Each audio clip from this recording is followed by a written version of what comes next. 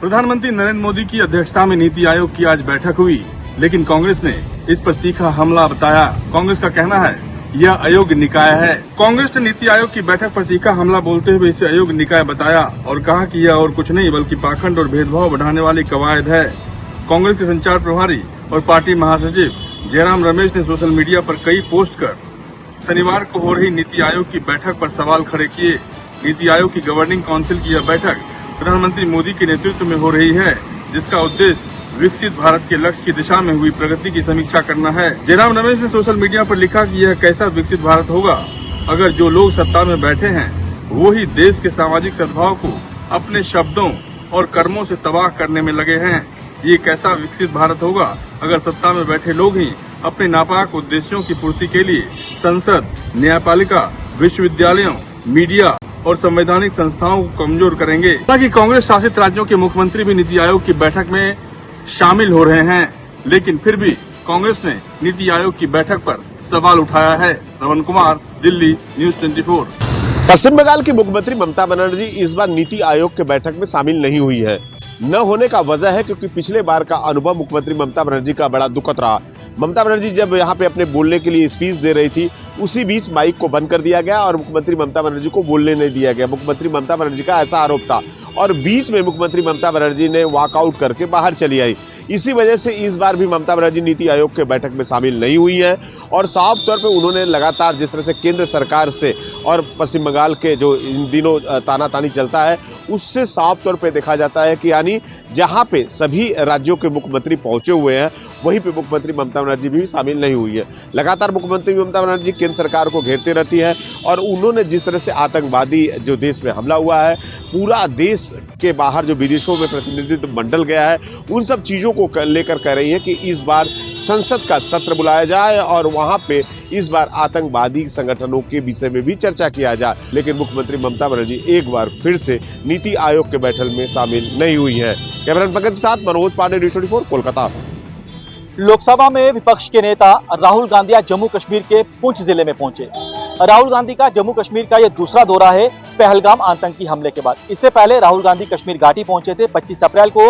वहां पर भी उन्होंने अस्पताल में घायलों से मुलाकात की थी, पीड़ित परिवार वालों से मुलाकात की थी और सिविल सोसाइटी के लोगों से भी मुलाकात की थी। आज राहुल गांधी पुंछ जिले में पहुंचे। सबसे पहले राहुल गांधी जो है उस घर में गए जिस घर के 2 बच्चों की पाकिस्तानी गोलाबारी से मौत हुई थी। ये दोनों सगे भाई बहन थे। इसके बाद राहुल गांधी स्कूल में गए, स्कूल में बच्चों से बातचीत की क्योंकि इस स्कूल में पढ़ने वाले 3 बच्चों की मौत हुई है पाकिस्तान की ओर से जब गोले दागे गए। उसके बाद राहुल गांधी मंदिर में गए, मंदिर में भी पीड़ित परिवार वालों से मुलाकात की। दौरे का मकसद यही है कि राहुल गांधी जान सके कि ग्राउंड में पाकिस्तान की ओर से जब हैवी शेलिंग की गई तो कितना ज्यादा जानी और माली नुकसान यहाँ पर हुआ है। राहुल गांधी ने कहा कि हमने उन तमाम लोगों से मुलाकात की है जो पाकिस्तानी गोलाबारी से प्रभावित हुए हैं और कहा है कि जो बातें इन्होंने हम तक पहुंचाई है हम उसे सरकार के सामने रखेंगे। मकसद यही है कि लोगों के दुख में उनके साथ खड़ा हो जाए। कैमरामैन परविंदर के साथ पंकज शर्मा, न्यूज़ 24, पुंछ। साल 2024 के अंत में महाराष्ट्र विधानसभा के चुनाव हुए थे। इस चुनाव में महायुति सरकार को बम्पर जीत दिलाने वाली मुख्यमंत्री लाडली बहन योजना को अब आगे भी जारी रखने के लिए सरकारी तिजोरी कम पड़ती हुई नजर आ रही है।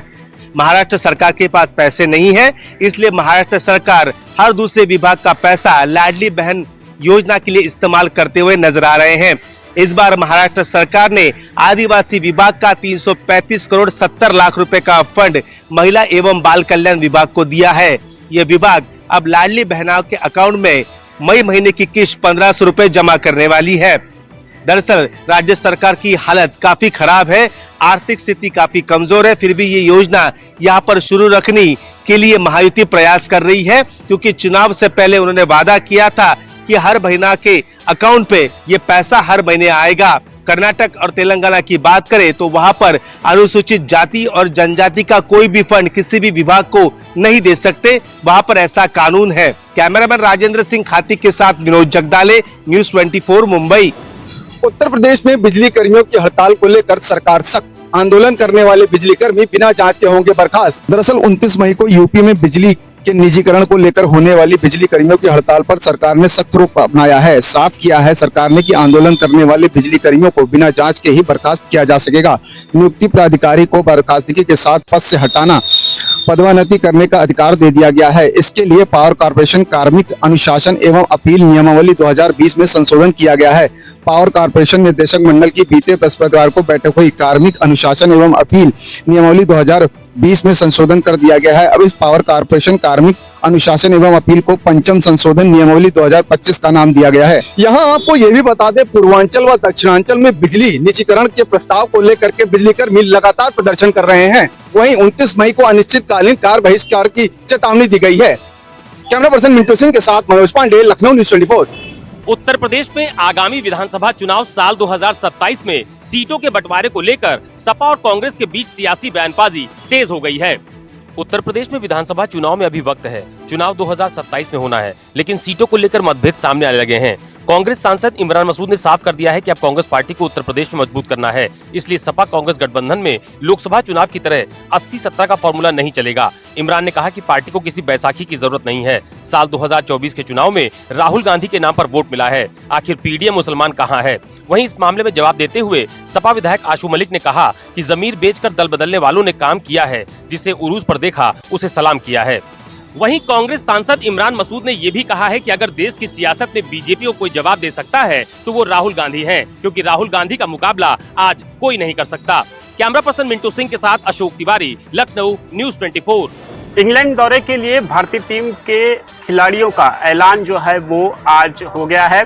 मुंबई के बीसीसीआई दफ्तर में चीफ सिलेक्टर्स की बैठक में खिलाड़ियों के नामों की घोषणा जो है वो की गई है। सबकी नजरें टीम के कप्तान पर टिकी हुई थी कि भारतीय क्रिकेट टीम का कप्तान जो है कौन होगा।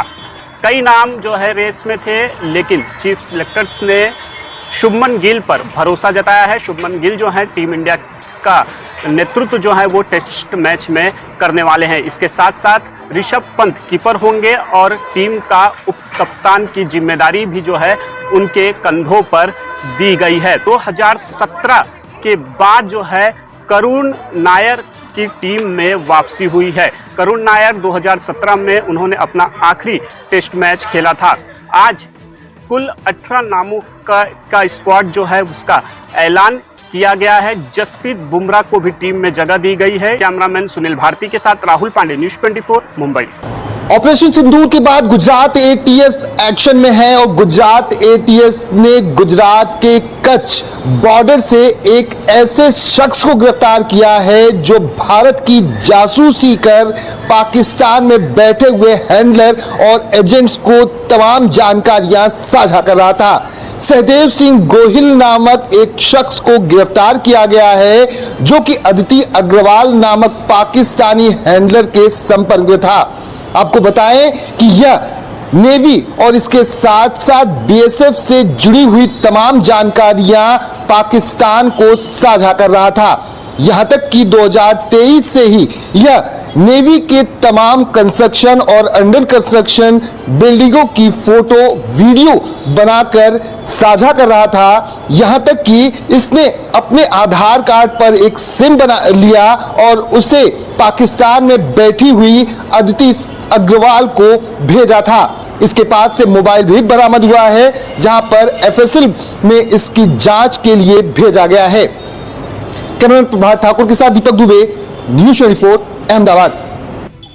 बिहार के बक्सर में आज दो रेत माफियाओं के बीच हुए वर्चस्व की लड़ाई में जहां 3 लोगों की जानें चली गई, वहीं 3 से ज्यादा लोग अभी भी अस्पताल में जख्मी हैं। बताया जा रहा है कि बक्सर जिले के राजपुर थाना क्षेत्र के अहियापुर गांव में बालू पे वर्चस्व को लेकर दो पक्षों में तनाव था और कल शाम में भी वहां पर काफी तनाव व्याप्त हुआ था। दोनों पक्ष आपस में भिड़ गए थे। हालांकि तब मामला सुलझा लिया गया था, लेकिन आज सुबह ही दूसरे पक्ष के जो लोग हैं वो हड़वे हथियारे से लैस होकर वहां पहुंचते हैं और पहले पक्ष के घर पर जाकर फायरिंग करते हैं। इस क्रम में 3 लोगों की स्थान पर वहीं मौत हो जाती है, जबकि 3 लोग अस्पताल में भर्ती है, जिन्हें क्रिटिकल स्थिति में बनारस रेफर किया गया है। बताया जा रहा है कि दोनों ही परिवार गांव के दबंग जाति के हैं और एक मुखिया उम्मीदवार भी रह चुका है और दोनों ही यादव जाति से आते हैं और दोनों के परिवार के बीच बालू और व्यवसाय को लेकर काफी दिनों से विवाद चला आ रहा था और इसी क्रम में आज ये घटना घटी है। वहीं दूसरे पक्ष के लोगों का साफ तौर पे कहना है कि पुलिस ने दूसरे पक्ष की मदद की है।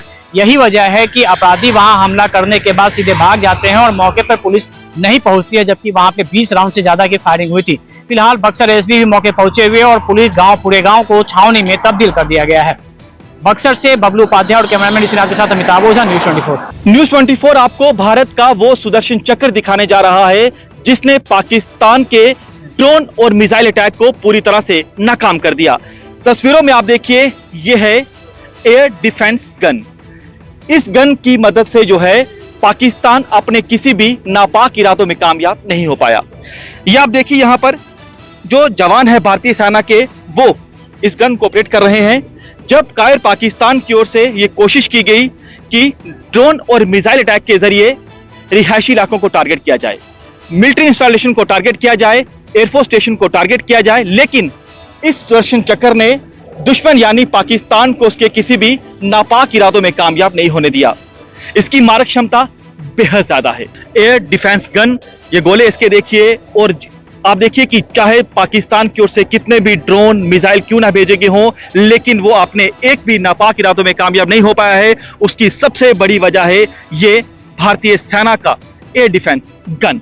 कैमरामैन अचिन के साथ पंकज शर्मा, न्यूज़ 24। दिल्ली में डीटीसी बसें बहुत बेहतरीन साधन है ट्रांसपोर्ट का और दिल्ली सरकार ने उसके लिए एक बड़ा प्लान बनाया और एक नया प्लान भी बनाया है। यूँ तो दिल्ली में डीटीसी की कई बसें हैं, लेकिन लगातार कॉमनवेल्थ गेम 2010 से कई बसेस चली आ रही हैं जो कि पुरानी हो चुकी हैं और अक्सर खराब हो जाती हैं। ऐसी 2500 बसों को दिल्ली की सड़कों से हटाने का दिल्ली सरकार का एक मेगा प्लान है, जिसके तहत बताया जा रहा है कि 30 जगहों की पहचान की गई है जहां पर बसें अक्सर खराब हो जाती हैं। इतना ही नहीं, अब इन्हें हटाने के लिए दिल्ली परिवहन निगम ने एक प्लान भी बनाया है। औसतन 100 से 123 डीटीसी बसें रोजाना खराब होती हैं। इनमें से ज्यादातर ISBT Kashmiri gate, Minto bridge, underpass, Sarai Kalekha, Rajghat, ITO, Vikas Marg, Baba खड़क सिंह मार्ग, सुब्रतो पार्क पुलिस स्टेशन के पास धौलकुआं जैसी जगहों पर खराब होती है। 2010 के राष्ट्रमंडल खेलों के दौरान खरीदी गई डीटीसी और क्लस्टर बस सेवाओं के तहत कई बसें अपनी सेवा अवधि पूरी कर चुकी है। इनमें से कई बसें एएमसी की अवधि खत्म होने के बाद भी चलाई जा रही हैं। ऐसे में 2500 से ज्यादा बसों को सड़कों से हटाया जाएगा। 30 जगहों पर क्रेन तैनात की जाएगी ताकि बसों को खराब होने के 15 मिनट के भीतर ही हटाया जा सके। कैमरामैन दीपक दुबे के साथ दिव्या अग्रवाल, दिल्ली, न्यूज़ 24। जम्मू कश्मीर पुलिस की state investigative agency Jammu Kashmir में एक बड़े जासूसी रैकेट का पर्दाफाश कर रही है, जिसके चलते यहां जम्मू कश्मीर के कई इलाकों में एक साथ छापेमारी हो रही है। करीब 20 जगह ऐसी है जहां पर Jammu Kashmir police paramilitary forces के साथ मिलकर छापेमारी को अंजाम दे रही है। और सूत्रों से मिली जानकारी के अनुसार 20 से ऐसे लोगों को 20 से अधिक लोगों को डिटेन कर लिया गया है। क्वेश्चनिंग के लिए उनसे पूछताछ की जा रही है, साथ ही उनके मोबाइल फोन, लैपटॉप और दूसरी चीजें भी कंफिस्केट की गई है। देखा जा रहा है कि उन्होंने ऑपरेशन सिंदूर के दौरान या उसके बाद और पहले किस तरह की जानकारी पाकिस्तान तक पहुंचाई है। ये जो है पूरी तरह से जांच के लिए सारी चीजें ले ली गई है, मोबाइल फोन से लेकर दूसरी जो उनके पास लैपटॉप और मटेरियल है, ताकि ये जो बड़ा एक जासूसी नेटवर्क देश में सामने आ रहा है, इसे पूरी तरह से ध्वस्त कर दिया जाए। कैमरामैन मुजीब रशीद के साथ आसिफ साहब, श्रीनगर, न्यूज़ 24। यूपी में तूफानी आंधी बारिश से 55 लोगों की मौत। मौसम विभाग ने आज भी 60 जिलों में जारी किया बारिश का अलर्ट। यूपी में बीते 50 घंटों में कई जिलों में तूफानी बारिश, ओलावृष्टि से जुड़े हादसों में 55 लोगों की मौत हो गई। सबसे ज्यादा मौत 5 लोगों की फतेहपुर में हुई। खराब मौसम के चलते लखनऊ से दिल्ली के बीच 4 फ्लाइट निरस्त हो गई। वहीं सीएम योगी आदित्यनाथ ने अधिकारियों को फील्ड पर उतरने के निर्देश दिए हैं। राहत कार्य पर नजर रखे अधिकारी, प्रभावितों को राहत राशि वितरण करें, घायलों का समुचित उपचार कराया जाए, फसलों के हुए नुकसान का आकलन कर रिपोर्ट जल्द से जल्द भेजें ताकि मुआवजा राशि जल्द दी जा सके। वहीं मौसम विभाग की मिली जानकारी के मुताबिक पिछले 24 घंटों में अचानक अधिकतम तापमान में 3 से 5 डिग्री की तक गिरावट दर्ज की गई है। यहाँ आपको ये भी बता दें, मौसम विभाग ने आज भी 60 जिलों में बारिश का अलर्ट जारी किया है। तेज हवाएं चलेंगी। इसके साथ ही 30 मई तक मौसम ऐसा ही रहने वाला है। कैमरा पर्सन मिंटू सिंह के साथ मनोज पांडे, लखनऊ, न्यूज़ 24। बिहार में शराब माफिया लगातार पुलिस को अपना निशाना बनाते रहे हैं। इसी क्रम में कल राजधानी पटना के गर्दनी बाग में पुलिस को सूचना मिली थी कि अवैध शराब का भंडारण किया गया है, जिसके बाद पुलिस जब छापेमारी करने को पहुंची तो शराब माफियाओं और उनके गुर्गों ने पुलिस पर हमला बोल दिया है। इस दौरान कई गाड़ियां तोड़ दी गई, वहीं दूसरी तरफ कई पुलिसकर्मी भी अचानक हुए इस हमले से जख्मी हो गए हैं। हालांकि इसके बावजूद जो छापेमारी में करने में पुलिस गई हुई थी उसने शराब बरामद भी की है और इस मामले में 3 लोगों को गिरफ्तार भी किया गया है। वहीं दूसरी तरफ एक और मामला सामने आया था जब मगध एक्सप्रेस से शराब की अवैध तस्करी करने के आरोप में पुलिस ने सूचना मिली और इसके बाद कार्रवाई करते हुए रेल एसपी ने 1 टीटीई और 2 रेल कर्मचारियों को गिरफ्तार कर लिया गया है। इन दोनों ही मामलों में पुलिस अभी जांच कर रही है और बताया जा रहा है कि जो शराब माफियाओं ने जो पुलिस पे हमले किए थे उस मामले को लेकर सिटी एसपी के नेतृत्व में टीम बनाई गई है और लगातार जो भी इसमें शराब माफिया संलग्न थे उनकी गिरफ्तारी के लिए लगातार छापेमारी की जा रही है। कैमरामैन सनी के साथ अमिताभ ओझा, न्यूज़ 24।